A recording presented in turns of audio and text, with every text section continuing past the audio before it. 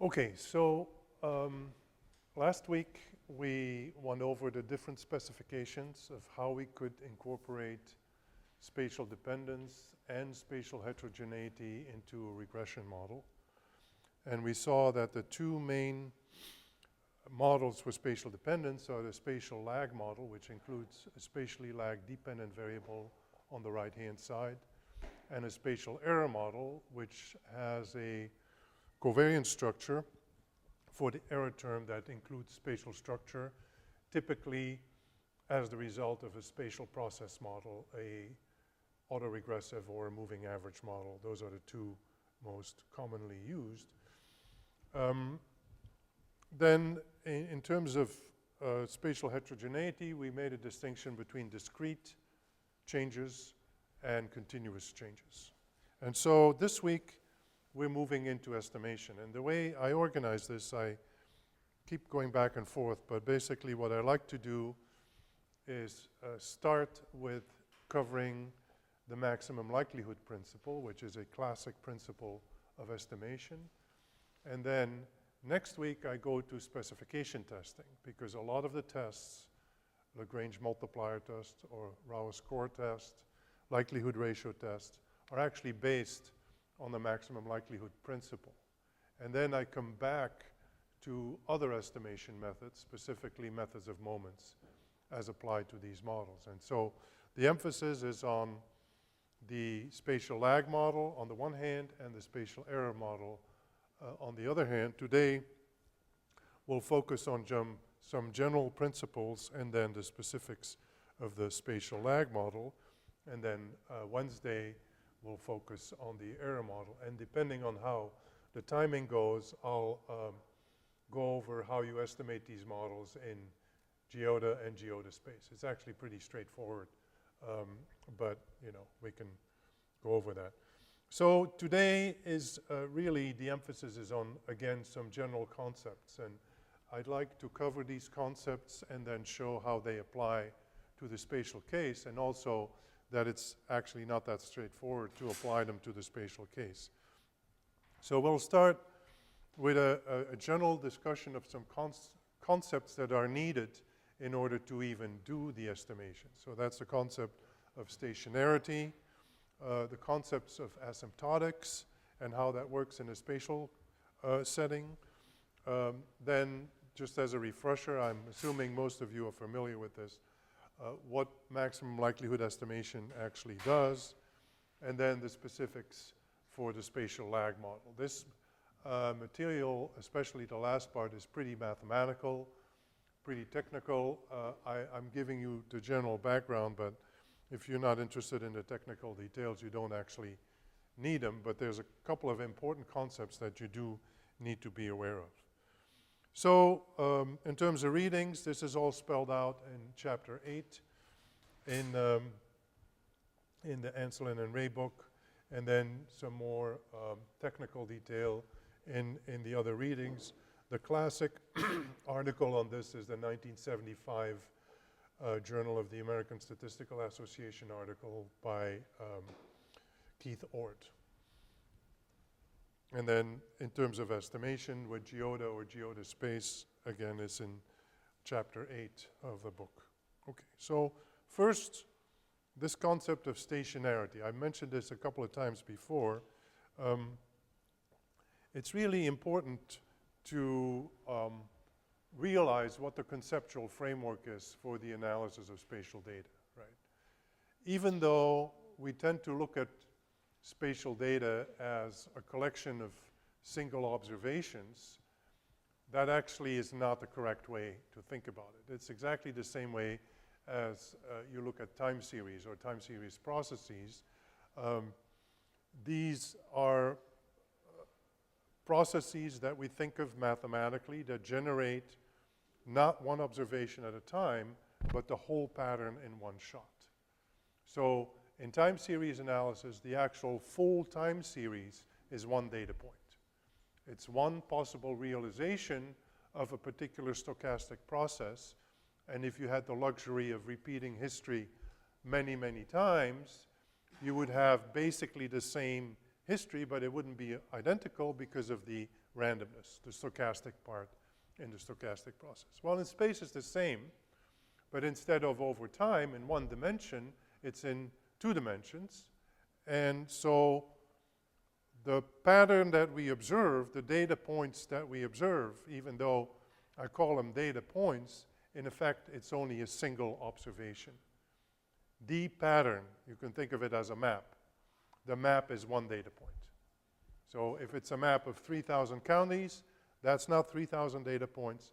That's 1 realization of a spatial stochastic process that drives the spatial distribution of the variables, right? Of course, that doesn't work, right? You can't work with 1 data point. So what we're doing here is basically some, you know, hocus pocus to make sure that at the end of the day, we can work with this data set as if, say, they were 3,000 data points and not a single data point of a process that reveals itself at 3,000 different locations. And in order to do that, in order to be able to do that, we actually have to make some very strong assumptions. And these assumptions all have to do with a notion of equilibrium. Since this is a cross-sectional analysis, single data point, we really have to impose quite a lot of structure, otherwise we basically don't know what we're looking at. And so this whole notion of stationarity is a notion of equilibrium of the stochastic process such that at the end of the day, we can treat our individual counties as individual observations, even though, in fact, the whole pattern is an observation. You all have the same lunch boxes. Did they give out free lunch or something? That's what it looks like. So that's what we have to deal with. So this notion of stationarity is very strict and basically impractical. It pertains to the full distribution. So basically what we want is that the full distribution is the same no matter where we are in space. So technically, this is expressed as invariant under spatial shift. So if you think of it as a moving window and you try to characterize the distribution of the data, basically what this is saying is that it doesn't matter where that window is, you always have exactly the same information, okay? So formally, we usually write this as a collection of random variables at locations 1 through k. So if we shift them all by h, let's say, it's the same. It doesn't change. So a distribution as such, it's nice to talk about and to formulate mathematically, but it's not very practical. So the more practical notion is a notion of what we call moment stationarity. So the stationarity condition, the equilibrium condition, pertains to specific characteristics of the distribution rather than the full distribution as a whole.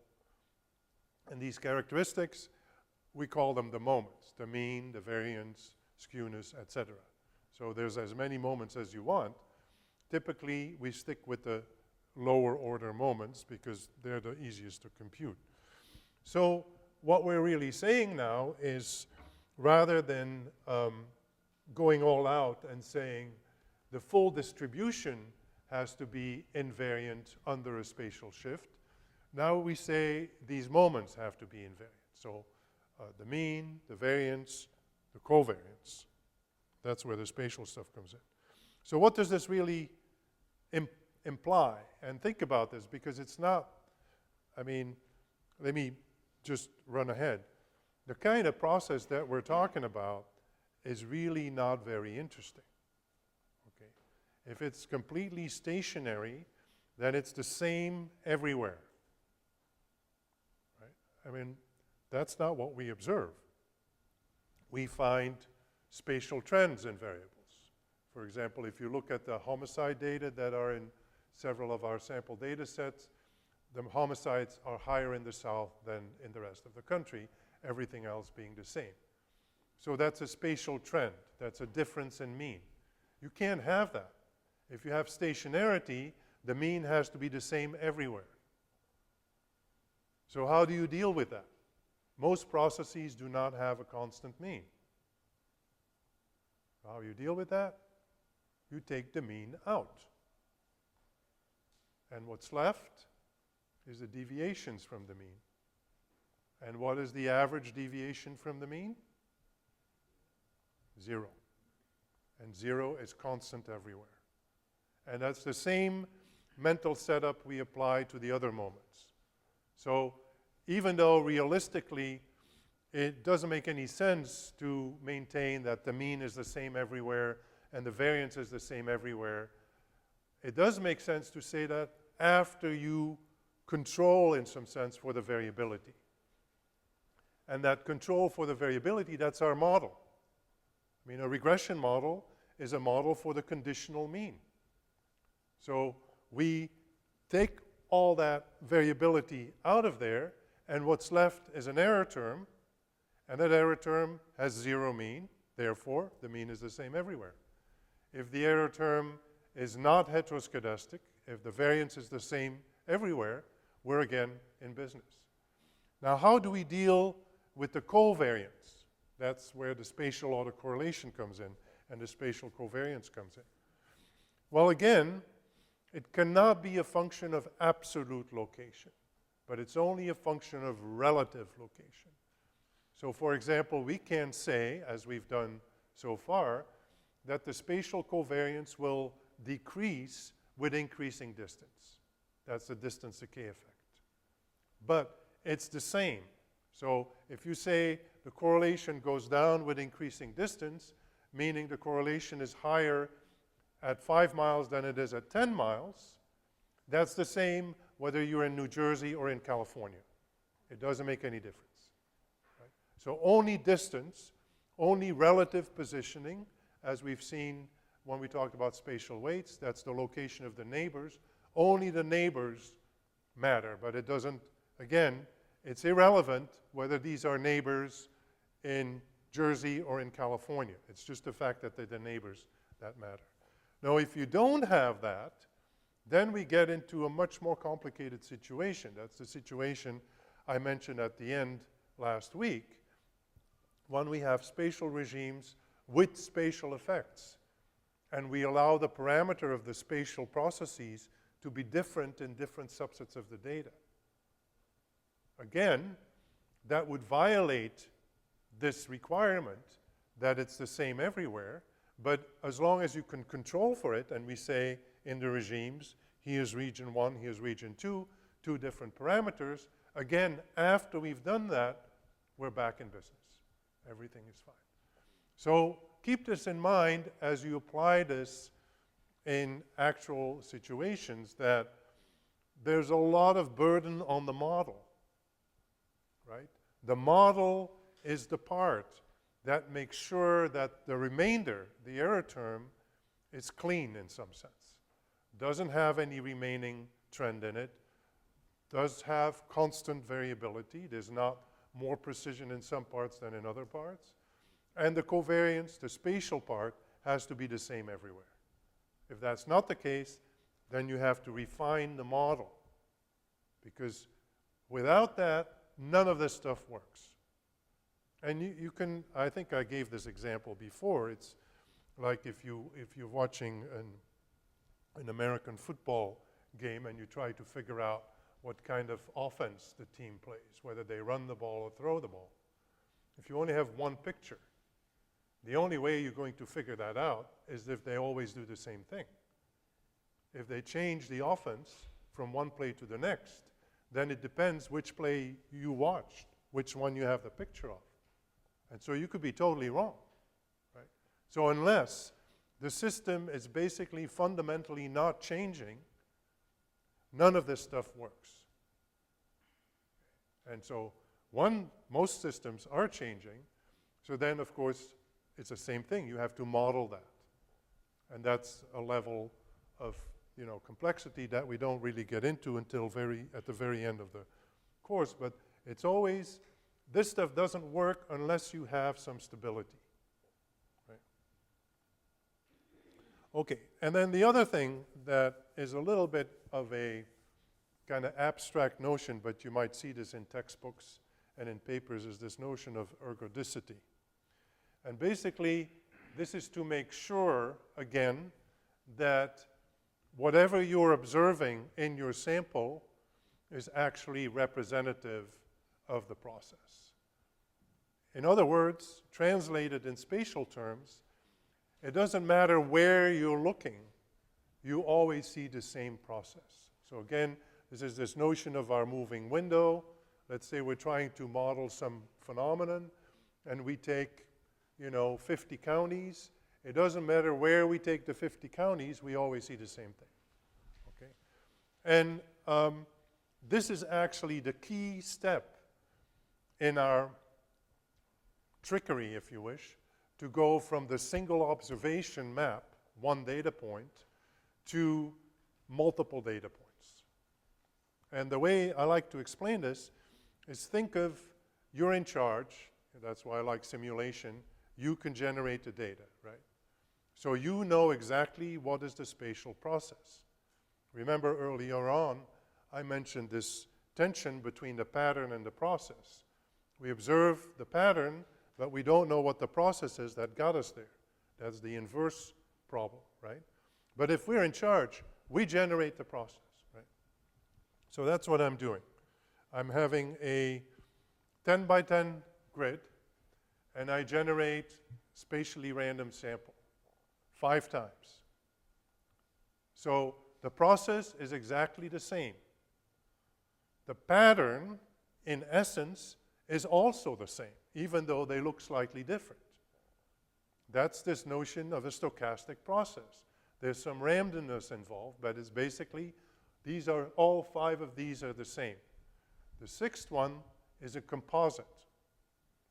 And it's a little difficult because each of these is a classification, right? So I have 100 variables, and then I put them in whatever it is, 6 different categories. So that you can think of this as a histogram in space, right?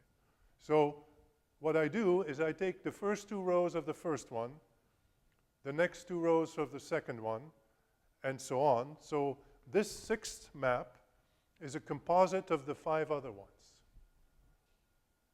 And what ergodicity gives us is that this doesn't matter. It's exactly the same information. So if we go to the extreme, and I had generated 100 separate maps, we could have taken, conceptually, the first observation from the first map, the second observation from the second map, the third observation from the third map, and so on.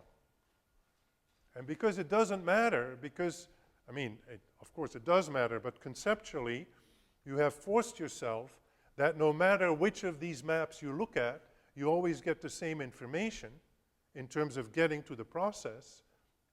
We can actually deal with each of these data points as if they were separate observations, even though in essence they are not. The only way we can do this is with this rigidity. Nothing changes ever. That's stationarity. So if nothing changes ever, and it doesn't matter what chunk of the data we look at, we always get the same information, then we can take each of these data points as a separate observation to try to build a model for the spatial process that generated the pattern as a whole. So it's a bit of a kind of mind jump, but if you look at these descriptive characteristics, these are basically all the same in terms of mean and their standard normal variance. By design, by construction, they are not spatially correlated, as you can see from the Moran-Zai statistic. So it's important to keep that in mind. I mean, we very quickly will get kind of pulled into the math and the derivations, but it's important to keep in mind what the overall conceptual framework is, and that this is actually a very strong requirement, which means that there's a lot of emphasis on making a good model first before you start messing with the error terms and all that stuff. Your model is the one that has to make sure that there's no systematic trend left, that there's no differences in precision of the model throughout the data set, and that the structure of the spatial correlation, the spatial covariance, is the same throughout. So that's the framework of spatial stationarity. Okay. So the second important abstract concept, and this is more for you to read the literature than anything else, is this concept of asymptotics and how asymptotics work in space. Now, I don't know how familiar you are with asymptotics. I mean, some, depending on how technical your statistics or econometrics was, they may not even talk about it. But many of the more complex models require asymptotics to derive the properties of the estimators or the properties of the test statistics. So what does it mean? It means that basically, in a nutshell, right, it means that these methods, these models, are too complex for finite data sets. And only as you grow the size of the data set is there enough systematic variation that these models start to work. And so basically, we need a rationale to go from any given data set, and this is more of theoretical value than of practical value, as you'll see in a few minutes. But you have to be able to think about this, okay, what would happen as I get more and more information, right? And you can design some really cool experiments if you ever have to teach this. For example, like my previous slides, you generate a set of standard normal random variables with mean 0 and variance 1, right? And so if you generate 10 of them and you compute the average, it will be around 0. If you take 100 of them and you compute the average, it gets closer to 0. If you do 100,000 of them and you compute the average, it's going to be exactly 0. That's how it works. So it's this kind of rationale. And why is that? Because as you get more and more information, as long as it's the same information, as long as it doesn't change as you get more and more information, then you get closer and closer to this notion of a population, and you actually have the population value. So that's mathematically how we mimic this phenomenon, right?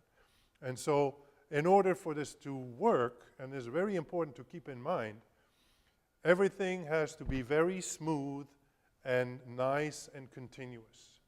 So what you can have, for example, is if you start, conceptually think of this simulation, so you run your random numbers and you compute the average, what you can have is that all of a sudden, once you reach a sample of 1,000, the average is 1.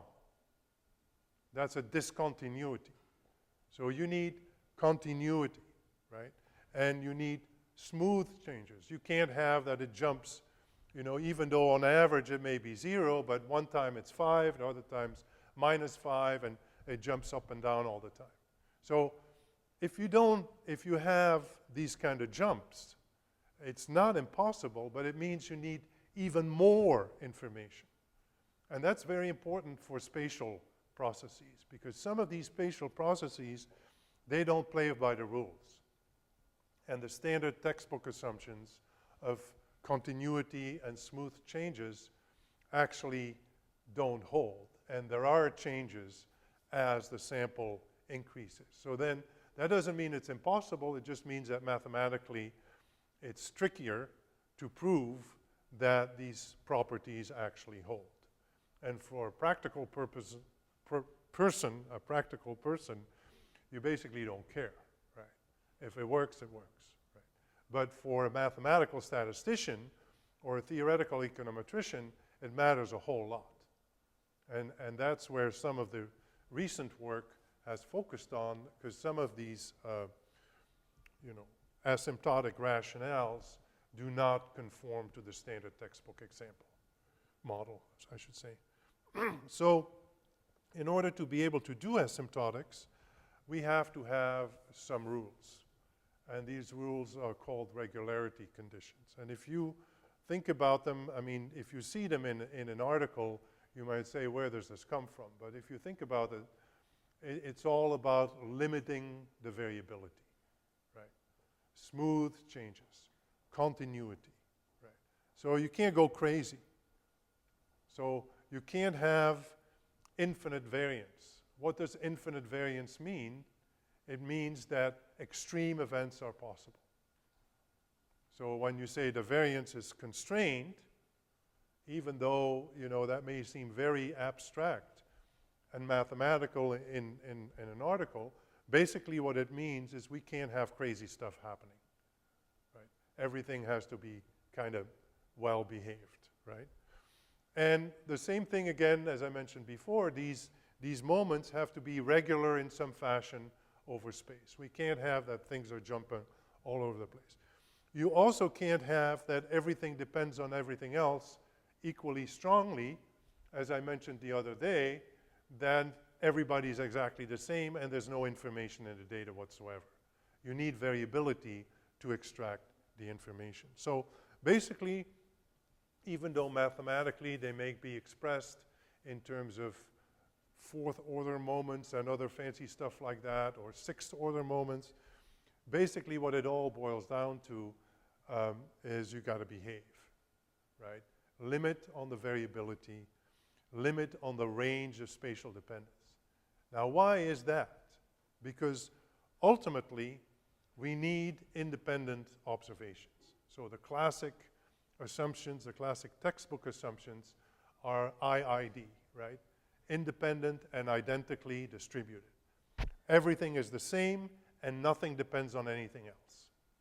That's the maximum amount of information, right?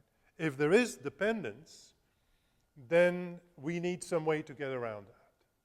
So if everything depends on everything else, we're stuck. So we need some kind of decay mechanism that basically, abstractly tells you, well, if I go far enough, let's just think about a line, right? And there is spatial dependence. But let's say the dependence decreases so that by the time I'm 5 positions over, there is no more dependence. Then if we want to go to the limit, basically what we have to do is take every 5th person. And then for all practical purposes, they will be independently distributed, and we're back in business. And we're back in our IID setup. So think about it that way. All these rules, all these assumptions and regularity conditions are about a way to cheat and to get back to pseudo-independent observations. So if you go far enough in space, of course you lose a lot of observations, so you have to keep growing the sample to be able to do that in a meaningful way. So, for example, that means that most asymptotics in space will need much larger data sets to work than they do in the classic textbook case of IID, where the rule of thumb is typically 30 observations or something like that before it works. Well, with spatial dependence, you need a lot more. Right? And that's because you want to get away from this correlation structure, and if you go, because there is a decay built into it, if you go far enough away, then you have the independence again, and then you can again learn from the data. It's like if you do a survey and all people in the same family give you the same answer. So you wouldn't survey everybody in the same family, you would survey separate families, right? It's the same idea. But now it's in two-dimensional space. That means you have to go far enough to not have the correlation anymore. Okay, a couple of other technical terms which you may be familiar with. I know some of you are. But it's good to keep in mind what these things actually do, right? So there's two basic workhorses in asymptotics. One is called a law of large numbers. And basically, that boils down to the fact that if you have enough data points, that the sample moments will converge to the population moments, right?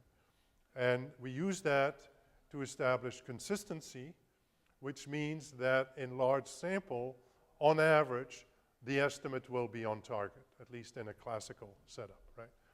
So laws of large numbers are for consistency. And then I talked about this a little bit the other day when we reviewed the regression background. We also need to carry out inference. And as I mentioned at that point, consistency doesn't do you any good, because that just means you have a point estimate. You're right on target. It's a spike. There's no variability. There's no inference, because you're done. By the time you're in the limit, you have the population, so you're done. But the whole point is, what can we say about the properties of these estimates when we're not there yet, right? And that's where the central limit theorems come into play. And typically, not always, but typically, they establish a connection to a normal distribution or some derivative of a normal distribution, like a chi-square, which is nothing but a square of a standard normal. So they're all connected to the normal.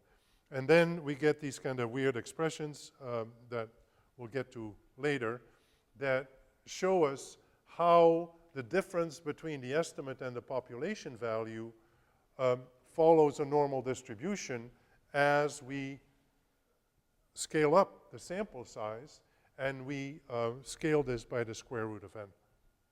So a special kind of law of large numbers which generalizes everything from simple moments, like the classic textbook examples talk about the mean, right?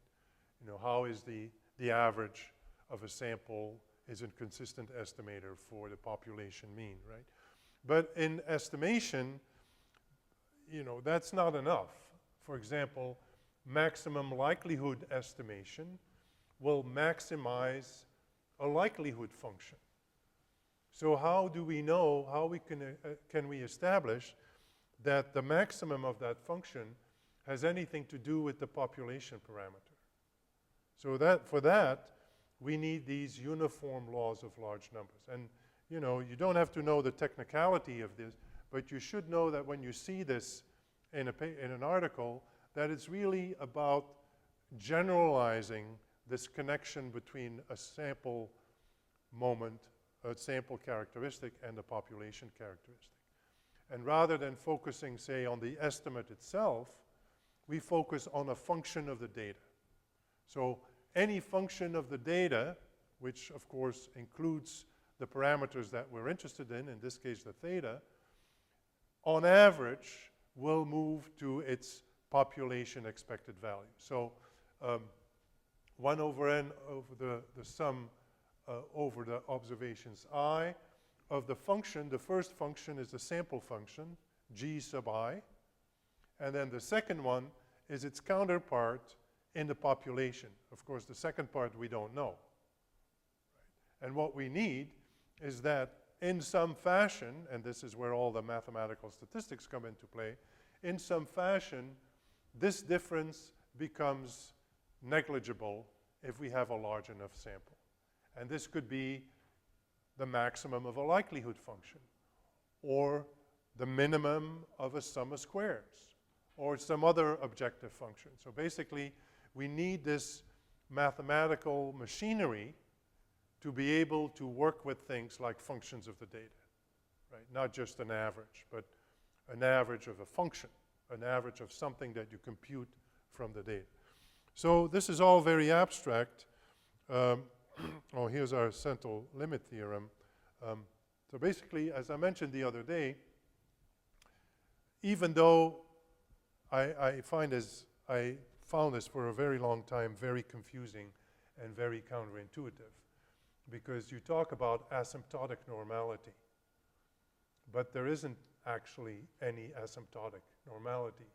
In the asymptote, in the limit, there is no distribution whatsoever. There's just a point. It's a consistent estimate. So in the limit, you're right on target on the population value. There's no distribution whatsoever. So this asymptotic normality is actually not about the limit, but it's about how you go to the limit, right? Because typically, although in a big data world this is all changing, but typically we're not working with the population, we're working with a subset, with a sample, right? And so as this sample grows conceptually, what happens to the variability of our estimate relative to the population parameter? And as I mentioned the other day, in classical statistics, the population parameter is a constant. In Bayesian statistics, it has a distribution, right? This can be very confusing because you talk about the distribution of the estimator or the estimate, estimator being the function that gets you the estimate. So the estimate, because of the sample variability, has randomness in it, and that's where the distribution comes from. So if you would repeat this experiment, this is the way it used to be phrased in the old textbooks, fixed and repeated experiments. You know, nobody does repeated experiments. You have one shot at it, right? But if you could do repeated experiments, given the randomness in each of these experiments, each time you would get a slightly different estimate. But overall, that estimate is connected to the true constant parameter in two ways. One, that in the limit, the difference between the estimate and the parameter is 0. So the mean of that distribution is 0, so they are equal given the randomness, right? And also that the overall variability of that estimate follows a normal distribution. Normal distribution, which is kind of this magic thing, the bell shape, which comes at you all over the place for whatever reason, but it's useful to have because then you can carry out inference. Then you can say, well, I am on my way to the limit, but I'm not there yet, but still, because of the central limit theorem, I can treat my estimate as if it was a normal variable, normal random variable with a mean, which is, for all practical purposes, the true value, and a variance that, of course, we have to derive, and that's sometimes very complicated. But we know that it's a normal distribution, so we can do a t-test. And that's why you call this an asymptotic t-test, even though, in a strict sense, there is no such thing. Because if you truly were in the asymptote, you wouldn't need a t-test. All you have to say, this is the big data thing, right? You have the population. You compute the average. That's the average of the population. That's the population mean, period. No standard error, nothing. You have it, right? But at least in this kind of rationale, we're not there yet. We're on our way there. And, of course, as we get closer, that variance is going to get smaller. And as we eventually get there, the variance will be 0 because we are no longer varying. We're there. We're fixed. We're constant. So when you see these notions of asymptotic variance and asymptotic t-test, that's really about how we're getting to a larger and larger sample, and it's basically a way to formally express the uncertainty in the estimate. Right. And so, since it's too complicated in many instances to do this exactly, like in all the toy examples you have in your textbooks, you can, have an exact distribution. These models are too complicated. And oftentimes they have nonlinearities in them. So then it's really tricky to establish this. And the way we get around this is we say, okay, we're going to the limit. And in the limit, everything is easier.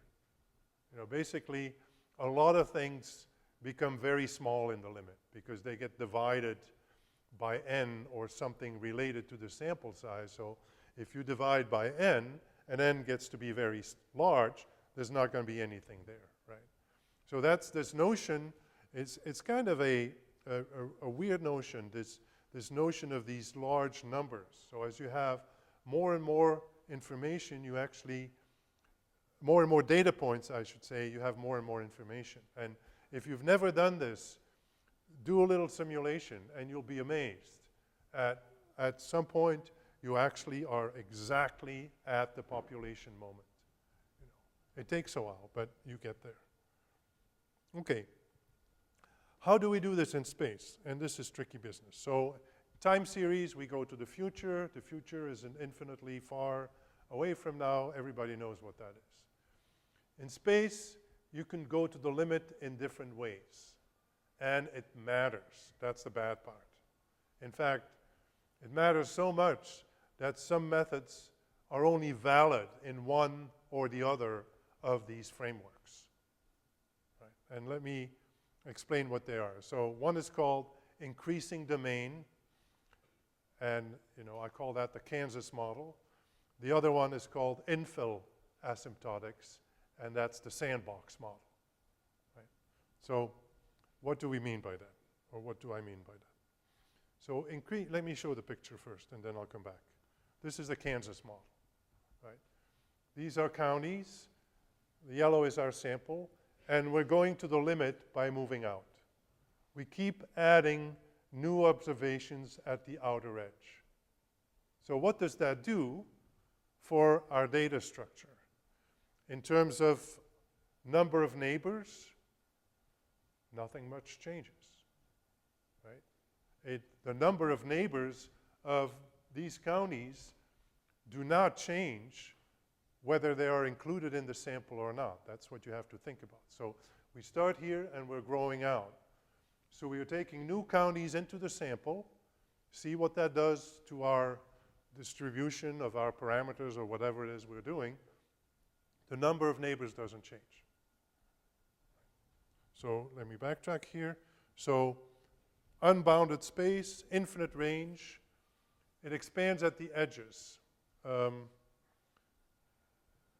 And there's constant density. So let me revisit the boundary effects. And this is important from a technical point of view if you're into mathematical statistics. Because weights matrix, remember the weights matrix? So weights matrix, if the sample is the yellow set, then here, let's look at this corner one. These data points are not in the sample. So they're not part of the weights matrix. If we move out, they are part of the data set. And now the weights matrix changes, not just for the new data points, but for the old data points.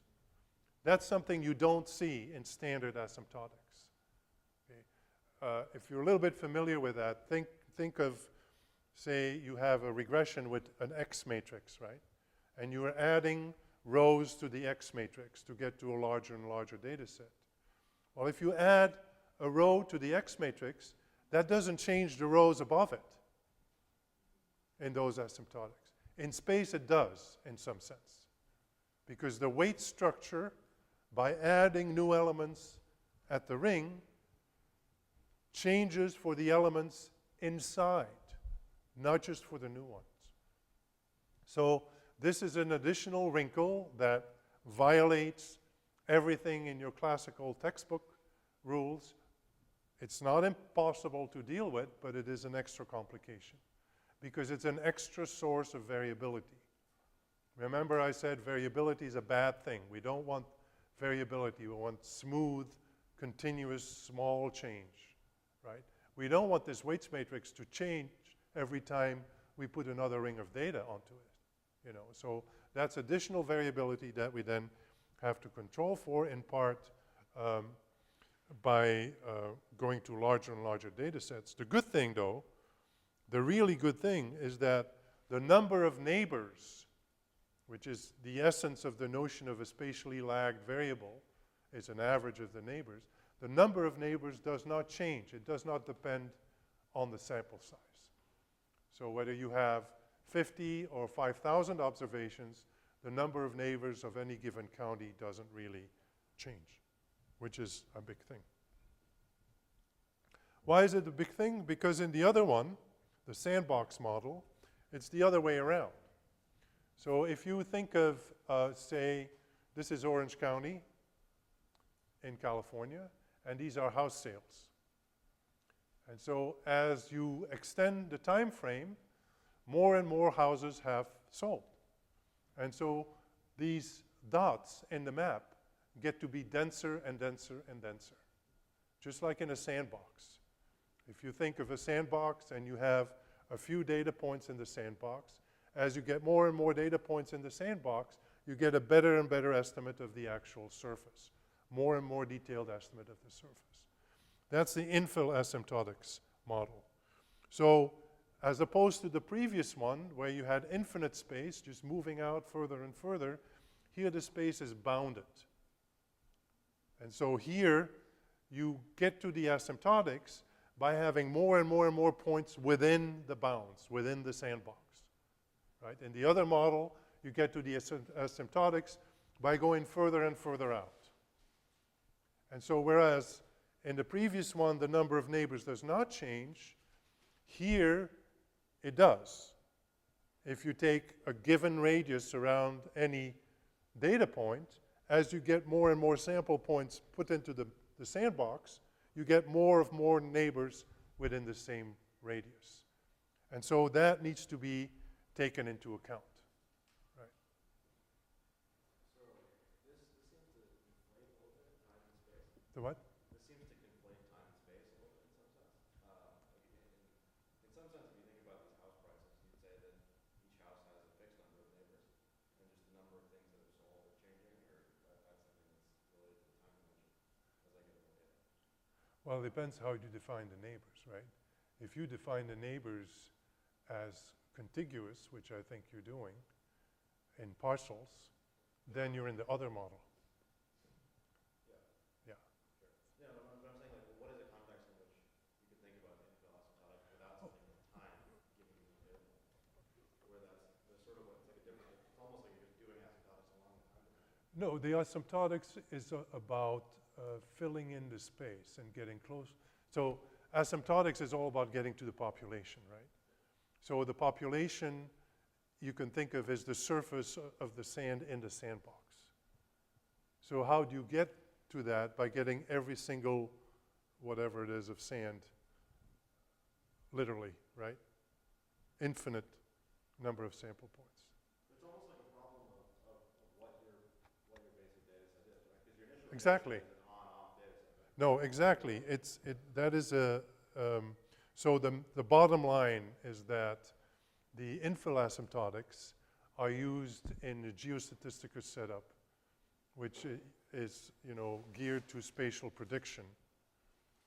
That's the conditional model that I talked about earlier, trying to measure continuous surfaces on the basis of discrete sample points, right? So that the logic is, how do you get better and better estimates of the surface? You get more and more sample points, right? Try to measure the air quality in Chicago. You have, the Charlie Catlett's array of things, right? He has these sensors. How do you sense the surface in the whole city? Well, not with 15 sensors, right? You need more, and the more sensors you have, the better your estimate of the surface will be, right? Whereas the other model, the expanding domain model, is more one for traditional cross-sectional regression. That's the kind of regression where you have spatial points that cannot fill in. So the notion of interpolation does not exist, right? If you have the 50 states in the US, you can't interpolate for a 51st state because it doesn't exist, right? Whereas if you have 20 measuring stations in the city, you can add other measuring stations in between and get a denser and denser surface. And there's also, just to make it even more complicated, there's a combination, there's a hybrid that exists. For some geostatistical models, there's a hybrid that has both infill and asymptotic domain. So you can think of Kansas with more and more measuring stations in each county, you know, the combination of the two. Where this matters, at the end of the day, is fairly esoteric, but it matters when you build your weights matrices. So when you build a weights matrix for, as most of you will have, aerial units, you basically don't have to worry about it, because that is an expanding domain setup. There's really no other way to think about it, right? If you have points, that's where it gets complicated. Do you think of your points as being sample points of a surface, or do you think of your points as being representative of spatially contiguous units, right? And then you have to think about, well, what does a distance band actually mean? I can't have a situation where, even only conceptually, this distance band becomes infinitely dense, because then some of the measures, like a spatially lagged variable, become meaningless. You know, if you take the average of 1 million data points, all the variability goes, right? So these are the kinds of things to think about, you know, in the background, and to appreciate why spatial statistics and spatial econometrics is actually very complicated. Even though if you use GeoDa and GeoDa space, you may never think about that, but under the hood, it's actually very complicated, because none of these textbook rules and proofs and theorems that you, I mean, if you've taken a class in mathematical statistics, you've seen these things, these laws of large numbers and central limit theorems. They all have names, but look at the fine print. It's all about, mostly about independent and identically distributed, sometimes maybe a little bit of heteroscedasticity in there, but unless you go into time series, there is no correlation. That's where it gets complicated. And as I pointed out earlier, in the spatial domain is not time series in 2 dimensions, because there's the feedback, and that's very different from a time series setup. Okay, so now I guess I'm not sure that everybody knows this, but if you do, just bear with me. I just want to give you a quick overview of what maximum likelihood estimation is. It is what it says it is. You know, you maximize the likelihood. And the likelihood is the joint probability of the sample. And so in order to figure out what the joint probability of the sample might be, you need a probability density function. So maximum likelihood is highly parameterized. You have to make a lot of assumptions. This will contrast with the methods of moments that we'll see later, where you make very few assumptions. Basically, what you do in maximum likelihood, you set everything up ahead of time, and then you move forward. With methods of moments, you kind of get sort of the same results as a consequence of laws of large numbers and central limit theorems. And in the spatial case, these are all very different from the standard result. But at the end of the day, you get consistency, you get asymptotic normality, you get all that stuff without having to assume normality. So that's the strength of those methods. The weakness of those methods is that because you don't assume anything, you need large samples for this to work. Right? If you assume a lot, you don't need a large sample, because all the structure is in your assumptions. In the other methods, the structure is in the data rather than in the assumptions. Okay, the likelihood function, and for those of you Bayesians, I know there's very many in this room, you will notice that I'm doing this wrong. Right? This is a difference between a likelihood function in the Bayesian context and in a classical context.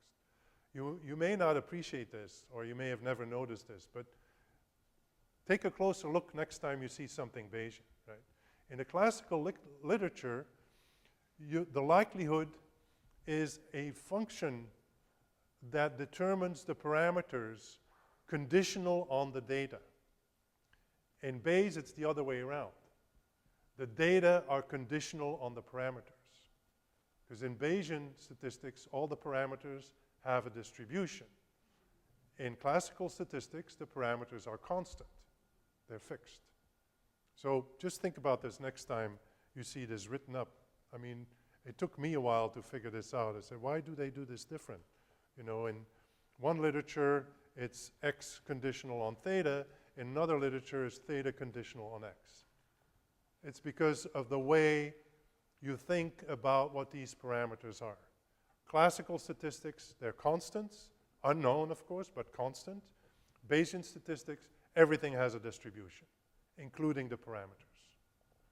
So this notion, I guess most of you are familiar with it. You set up a distribution which gives you the joint probability of your data points. And the joint probability of your data points is a function, of course, of the parameters of the distribution. And so which are the parameter values that give you the highest possible probability? They're the parameters that maximize the likelihood function. That is what it is. So in classical case, these are independent observations. So the joint probability is the simple product of the individual probabilities, or the log of the joint probability is the sum of the logs of the individual observations. In space, of course, that's no longer the case, because they're no longer independent. So the joint probability is no longer the product of the marginal probabilities. So you have to deal with the joint probability as a whole, rather than little easy pieces of independent observations. That's a fundamental difference. Okay, so we have to solve basically an optimization problem, maximum likelihood estimation. What are the parameters values that maximize the log likelihood? You know, classic optimization, first order conditions are the partial derivatives of the log likelihood. You set them equal to 0 and you solve that. Now, except for the simplest models, this is not going to give you an analytical solution. In fact, in the spatial models, it does not. So you need numerical methods to optimize that. So this becomes a computational problem, in essence. You know, you can't just derive it in a text. And, you know, we'll get back to this curve next week. So basically, you can think of a parameter lambda, and we have our data set, and we plug in different values for lambda, and we find the joint probability of the data, and where it reaches its maximum, that value for lambda we call the maximum likelihood estimate, right? So that's a point estimate. Now we want to say something about the variability of that estimate. And this is where the asymptotics kick in, because this is not a finite exact property. This is where we use laws of large numbers and central limit theorems, and specifically for the distribution, to get the asymptotic variance matrix. Asymptotic in the sense that I mentioned before. And there's a very important concept here, which is called the Fisher information matrix, which is a very complicated thing. It's the negative of the expected value of the second order partial likelihoods, right? Partial derivatives, sorry, of the likelihood. So first order partial derivatives give your optimization condition, your optimum. The second order second derivatives, so the change of the change, that gives you indirectly the variance. It gives you the information matrix, then the inverse of the information matrix is the variance. So the information matrix you can think of as precision. And in some Bayesian literature, that's the term that is used. So, you know, variance is lack of precision, right? So the inverse of variance is precision. So the way we do this is, so think of a situation where you have a likelihood function. You find the first partial derivatives, set them equal to 0. That gives you the equations how you compute these estimates. Then to know something about the precision of the estimates, you need to do the second order partial derivatives first. Then you have to figure out what their expected values might be. That's not the same thing, because the expected value is really comes from the model that you have, right? So if you have, say, y equals x beta plus an error term, the expected value of y is x beta, because the expected value of the error term is 0, right? But the expected value of y squared is not that simple, because the error term squared gets in there. So you have to take that into account. And so I won't go into the details. If you're interested, go to the readings. They spell out in glorious detail and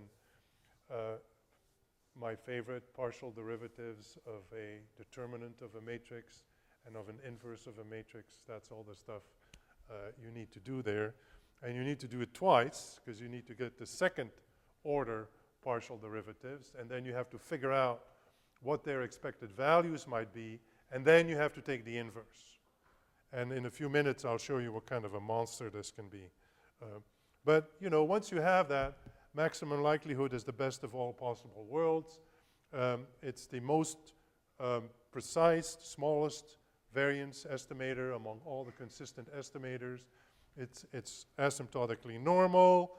You can deal with it like you had the actual value, the population value, and that's all because, you know, these asymptotic properties. So an important property is this invariance thing, which, you know, you get caught by that if you don't pay attention. So the expected value of a function is not necessarily a function of the expected value.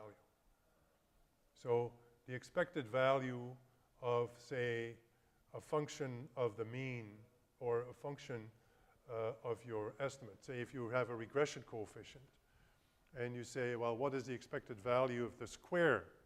Say in an economic model, you're not interested in the actual coefficient, you're interested in its square or its square root, right? Well, the expected value of the square root is not the square root of the expected value, right? That's off, and then you have to make corrections for that.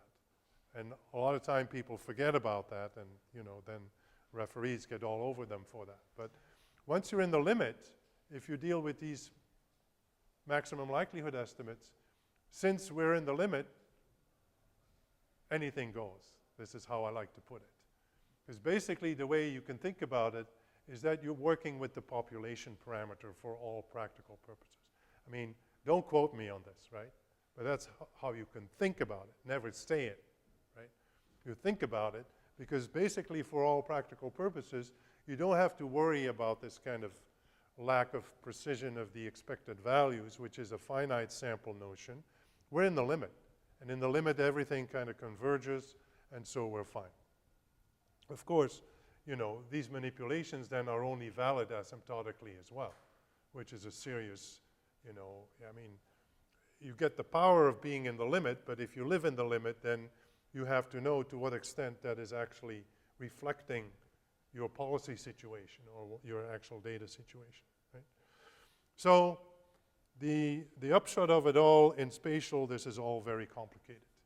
So at the end of the day, you do get consistency and you do get asymptotic normality, but to get there, you cannot follow the textbook rules. So you have to develop separate sets of laws of large numbers and central limit theorems. So now we get to the real thing. So the maximum likelihood estimator of the spatial lag model. And as I mentioned before, the main issue with the spatial lag model is endogeneity.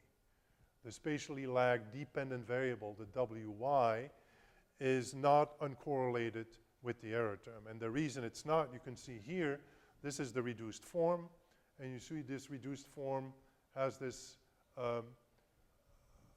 error term part in there. So if you take the spatial lag of this, it contains the error term. So if you multiply this with the error term in kind of a covariance thing, it doesn't go to 0. We'll get back to this later, but that's the bottom line. So we're out of luck. So the only way we can do this is to have a formal model for the randomness in this process. And very important point is that the randomness is in the error term. And the randomness of the y is only because of the randomness in the error term. So we make assumptions about the parametric model for the randomness in the error term. And typically, we assume a multivariate normal distribution. Why multivariate? Because these things are dependent. You know, the y's are dependent. So we can't take the individual marginal probabilities and then multiply them through, or take their logs and add them up. We can't do that. We have to work with the whole thing in one shot.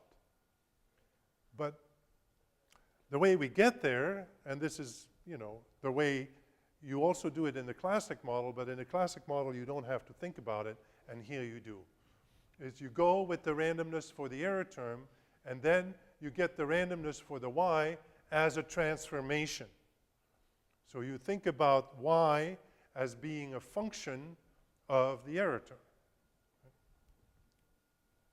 So just to backtrack, put everybody on the same page, the log likelihood for a multivariate normal model with, in general, a variance-covariance matrix sigma takes this form. So the first part is just a constant.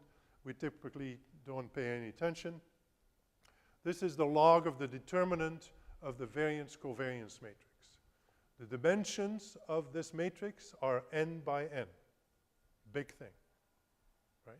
Of course, in the classic case, this is sigma squared I, and so then you don't have to worry about it. But if there is a full variance-covariance matrix, this is a big thing. And then this thing here you can think of as weighted least squares.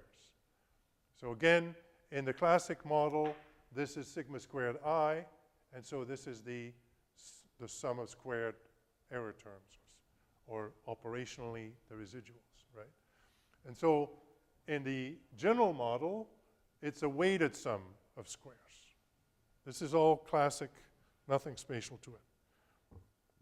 This is where it gets complicated. So, as I said, the model is not for y, but the model is for the error term. So the problem, of course, with error terms is we don't know what they are. They're just something we concoct for mathematical purposes, right? But we do have a functional relationship. We can write the error term as a function of y. We just rearrange the terms, and we get that the error term is I minus rho w times y plus x beta. So if we can express the error term as a function of y, and the reverse function, we can express y as a function of the error term, right? And so you may have done this in, if you took econometrics with Bill Green like I did, you will have done this, right? What happens when you transform one random variable into another one? So let's say you have a random variable, z, and it has a normal distribution. What is the distribution of z squared? Now, in this case, it's easy. We know how to do this, right? But what if you start with the z has a Poisson distribution? What is the distribution of the square root of z? It's not that easy, right? But this is how you work at it. Transformation of a random variable, and the notion, and we'll see this notion again and again, that is critical in this concept, in this context, is the notion of a Jacobian of the transformation. And basically what the Jacobian does, it rescales the distribution so that, you know, as I mentioned in passing a couple of times, distributions to be proper need to yield probabilities between 0 and 1. And if you integrate over all the possible outcomes, you have to get 1, right? If that doesn't work, then the whole thing falls apart. So these Jacobians, they're really a scaling factor. And if you look carefully, so it's the determinant of the partial derivative of the function. A determinant is a number, right? The matrix is big, but a determinant is a single number. And so that single number scales the distribution to make sure that the distribution of the transformed variable is proper. Right. That's a long way of saying we need to change our likelihood function. And the likelihood function changes with this term in addition here. So everything else is the same. This pi business is the constant.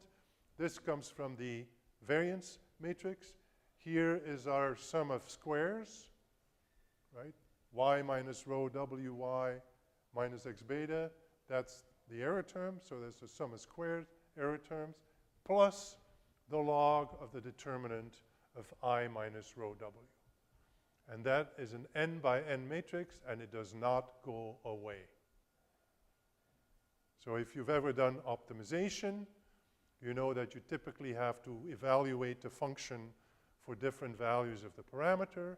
Well, each time you have a different value of the parameter rho, you have to compute the determinant of an n by n matrix, which is not impossible, but it doesn't scale that well. You know, so if you have 1 million observations, this is not going to work. We'll get to that next week.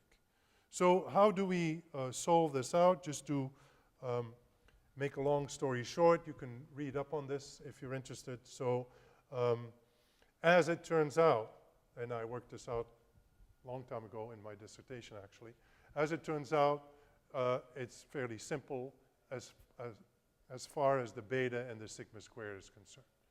You can basically work them out conditional on rho. So if you knew rho, you immediately know what beta is going to be and what sigma square is going to be. The question then is, what is rho, right? So the way you do this is you take these expressions and you plug them back into the likelihood. And the likelihood that results is called the concentrated likelihood, sometimes called a profile likelihood. You might have seen this term. So concentrated likelihood function, there's no beta in there, there's no sigma square in there. The only thing in here is rho. And rho comes in two parts, in this kind of weighted, you know, sum of squares type of form, and then in this, the Jacobian, our friend, the Jacobian. So this is a nonlinear optimization problem.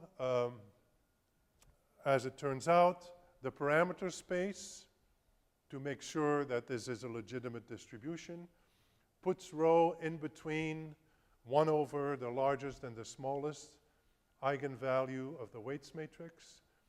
For rho standardized weight matrices, the maximum eigenvalue is always 1. So the top, these are strict. It cannot be equal to 1. As I mentioned the other day when I talked about spatial filtering, you cannot have 1 because that gives a singular matrix. So 1 is the top, typically smaller in the real line than -1 is the lower part. So that's also unusual. In time series, it's always -1 plus 1. Here it might be -1.5 plus 1. Or depending, -2 and plus 1. And if it's not rho standardized, then all bets are off. Then it just depends on what these eigenvalues are. And that's why in some of the Bayesian literature, where the preference is not to rho standardize the weights matrices, but to keep them symmetric, that you can get some really small values of the spatial parameters that are highly significant, like 0.0035 would be highly significant. If you rho standardize, then you know it's more like what you expect, and 0.6, 0.7, that's high, right? 0.3 might not be that high, and 0.003 definitely is not going to be high. Right? So that's kind of how it is. Let me just show you one more picture, and then we'll call it a day. So here's our information matrix, second partial derivatives, finding the expected values. As you see this nice little line here, usual simplifications don't work. So you actually have to go through very painfully all these partial derivatives, find out the expected values, plug them in, and the result looks like this, okay, on the top. So if you're, you know, familiar with econometrics, then the upper or the left side will look familiar. That's the classic, that's the inverse of the variance matrix. So the variance of an OLS estimator is sigma squared x prime x inverse, right? So the inverse of that is 1 over sigma squared x prime x, right? And then the second part is the inverse of the variance estimate, you know, so the sum of squared residuals divided by the degrees of freedom, right? So these are classic results. Depending on your background, in a generalized least squares setup, this matrix will look a little bit like this, and then this will pertain to the variance of the parameters that are in your error variance covariance matrix. But a big difference is that these things will always be 0. And otherwise, the classic result is that the variance matrix, and you know its inverse, it's the same thing, is block diagonal between the parameters of the model and the parameters associated with the error term. In other words, the precision of the parameters of the error term, the sigma squared being one of them, doesn't affect the precision of the betas. Here, this is not the case. And this is a fundamental difference between pretty much anything you see in standard econometrics and the spatial case. Because what this means is that the precision of rho, which is here, is interrelated with the precision of the betas and sigma squared too. So these are all interconnected. And you can think about it in some way that rho is interrelated with the other betas. It's kind of natural because after all it is part of the regression specification. The strange thing is that it's correlated with sigma squared. So you don't have the betas. See those zeros there? That means that the precision of the betas does not depend on the precision of sigma squared. But the precision of rho does. So this monster here, you know, W is the weights matrix, T1 is the trace of the W times I minus rho W inverse.